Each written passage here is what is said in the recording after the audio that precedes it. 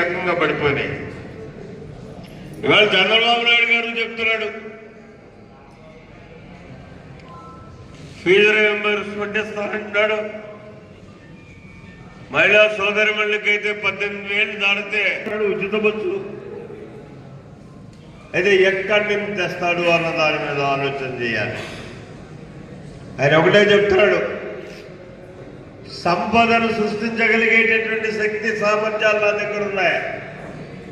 ఆ సృష్టించినటువంటి సంపద ద్వారా ఆదాయాన్ని తెస్తారు.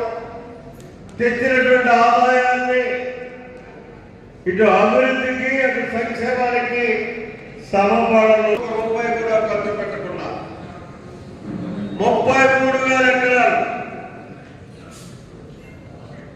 ల్యాండ్ పూలింగ్ అనేటటువంటి ఒక నూతన విధానాన్ని ప్రవేశపెట్టి తొలి ఓటర్లుగా మీరు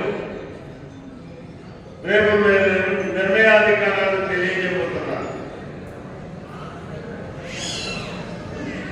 అంటే విజ్ఞానవంతులుగా ఈ సమాజాన్ని అర్థం చేసుకున్నటువంటి వ్యక్తులుగా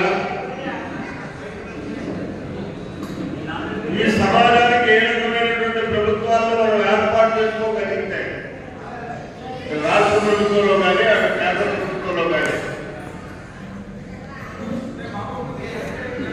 ఒక ఆలోచనతో ఓటేజ్ చేసేటువంటి అవకాశం మీకు వచ్చింది. మీకు రావడమే కాకుండా మీ పక్క వాళ్ళకి కూడా మీరు తీసుకునేటటువంటి నిర్ణయాన్ని కనిపించే ఒక మంచి ప్రభుత్వాన్ని ఇక్కడ ఎన్నుకోవాల్సినటువంటి అవసరం ఉంది.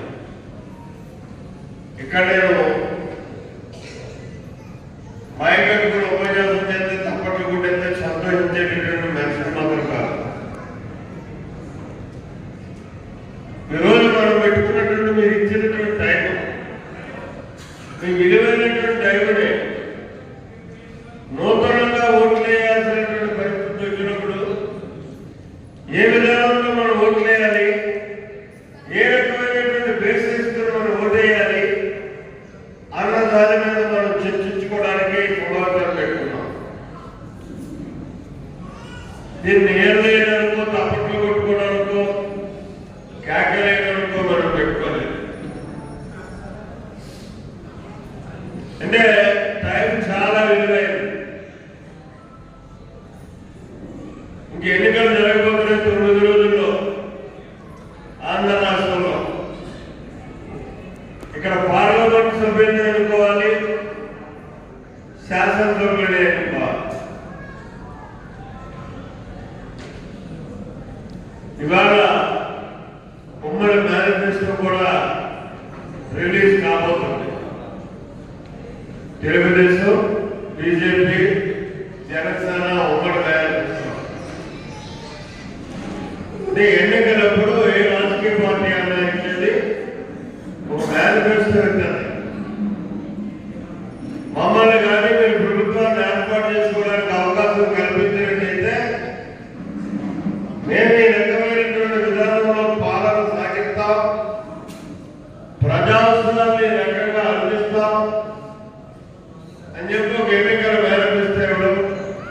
ఆ మేనిఫెస్టోలో ఉన్నటువంటి మంచి చెడులన్నింటినీ విశ్లేషణ చేసుకుని ఈ సమాజానికి ఉపయోగపడుతున్న మేనిఫెస్టో వ్యక్తిగత